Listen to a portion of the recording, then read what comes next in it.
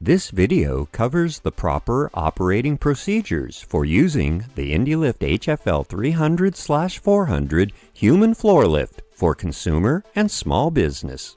Note, the unit will be referred to as the HFL throughout this video.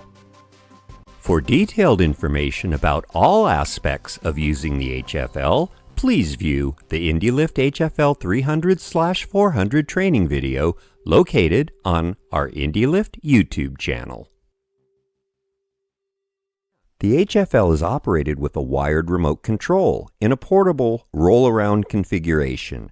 This state-of-the-art product was designed to easily lift mobility-challenged individuals from the floor and can be self-operated or operated with the assistance of a helper without injury to the fallen person or any helper.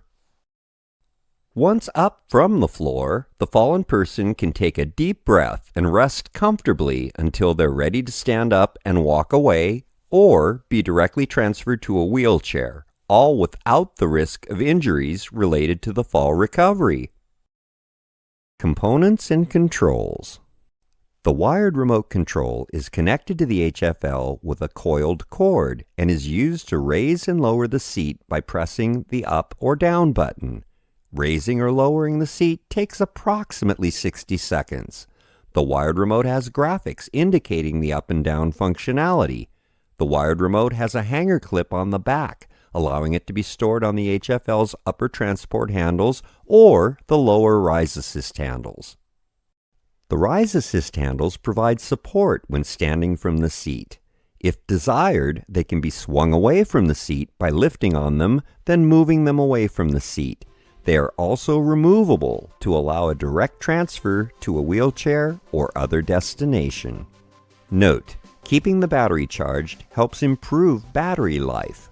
The HFL needs to be charged at least once every 3 months to ensure long battery life and its readiness when it is needed. More information about the rechargeable battery can be found in the user's manual. While the assistance of a helper can be useful, the HFL home models are designed to be self-operated.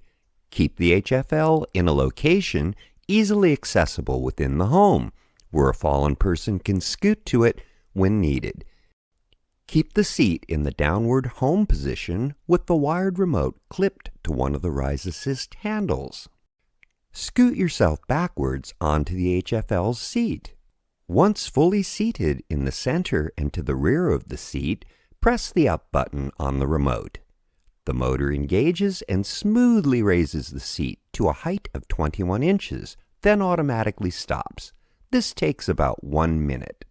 Once the seat stops, clip the wired remote back onto one of the handles and use the rise assist handles to steady yourself, then stand up as you would from any chair. Note, once you're back on your feet, return the seat to the fully downward home position, making sure that the wired remote is clipped to one of the handles so it will be ready to use again when needed. Important: always ensure there are no foreign objects below the seat before lowering it to the home position and before tilting the HFL back to an upright position in its stored location. If available, a helper can assist a fallen person. Raise the seat to a height of 6 to 8 inches before transporting it to the fallen person. This will make it easier to move the unit. Stand behind the HFL and place 1 foot on the back of the unit. Then, gently tilt the HFL backwards by pulling the handle towards you. You can now pull or push the HFL to the location of the fallen person. Important: the HFL-300 and 400 were not designed to transport patients. Never attempt to transport a person while seated on the HFL. Once you have arrived at the location of the fallen person, make sure there are no foreign objects below the seat and then lower the seat to its fully downward position. Have the fallen person scoot themselves backwards into the mounting ramp seat, assisting them if needed. Note, if the fallen person has difficulty scooting backwards onto the mounting ramp seat, You can use the Mount Assist procedure covered in the next section of this video. Once the fallen person is fully seated in the center and to the rear of the HFL seat, have them place their hands on the Rise Assist handles and let them know you are about to raise the seat. When they're ready, press and hold the up button as indicated by the arrow on the wired remote. The seat will rise for approximately 1 minute, then automatically stop.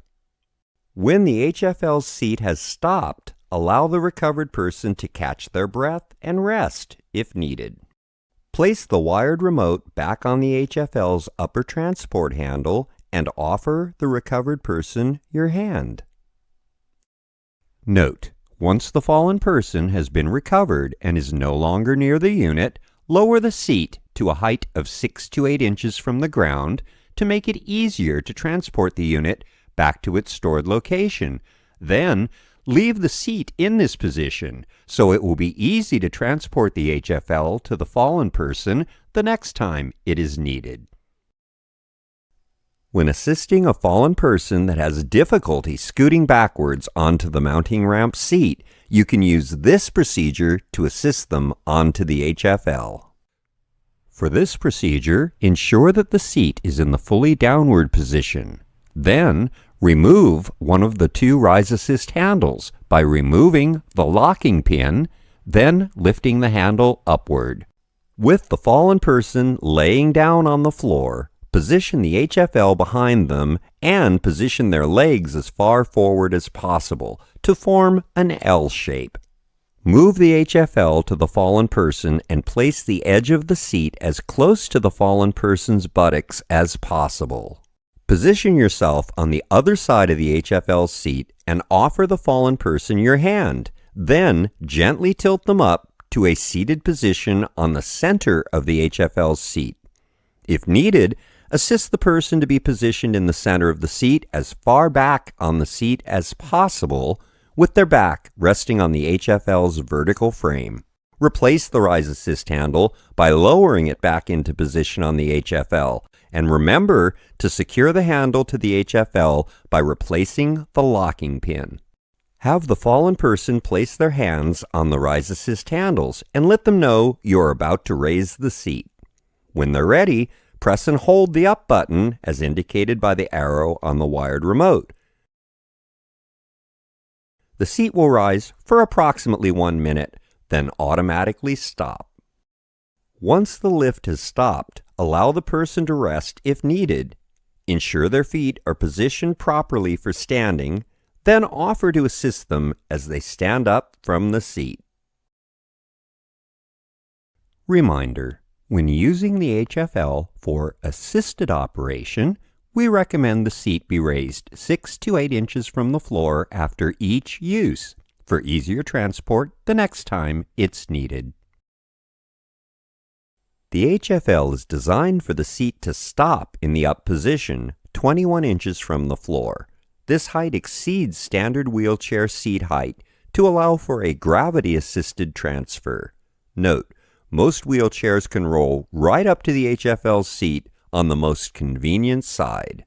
Once the fallen person has been recovered and is sitting on the HFL with the seat in its fully raised position, determine which side is preferred for the transfer and place the wheelchair near that side of the HFL.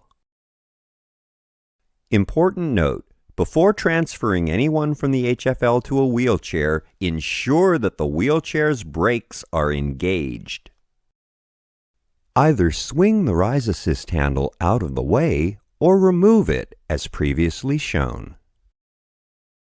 Using the wired remote, position the IndeeLift seat to be approximately 1 to 2 inches higher than the wheelchair seat. This allows for a gravity-assisted transfer. Have the recovered person grasp the far handle of the wheelchair and assist them if needed as they scoot themselves from the HFL seat to a fully seated position on the wheelchair. Once the recovered person is safely in the wheelchair, you may disengage the brakes and move them away from the HFL. Don't forget to swing the Rise Assist handle back into position, or replace the Rise Assist handle on the appropriate side and secure it back in place with the locking pin if you previously removed it. The -D disability models are identical to the HFL-300 and 400 with the inclusion of upper belt anchor points left and right, and lower belt anchor points left and right, located on either side of the HFL's column, and 2 sets of belt assemblies.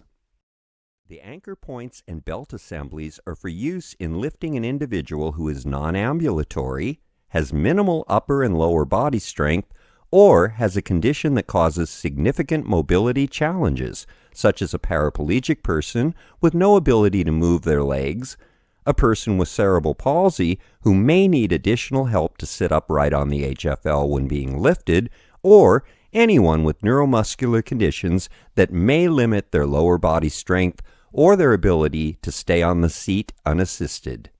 Note: the belt assemblies can also be used simply as desired for additional safety when lifting an individual. All procedures previously covered in this video that do not involve the use of the waist and chest belt accessories are fully applicable to the HFL-300-D and HFL-400-D units. Using the belt assemblies.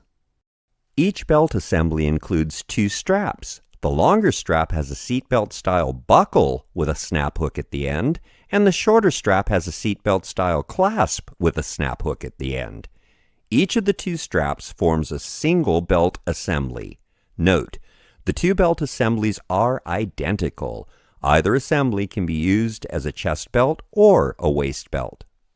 In use, they are secured to the HFL's upper and lower belt anchor points located on the HFL's main column using the snap hooks at the end of each belt assembly.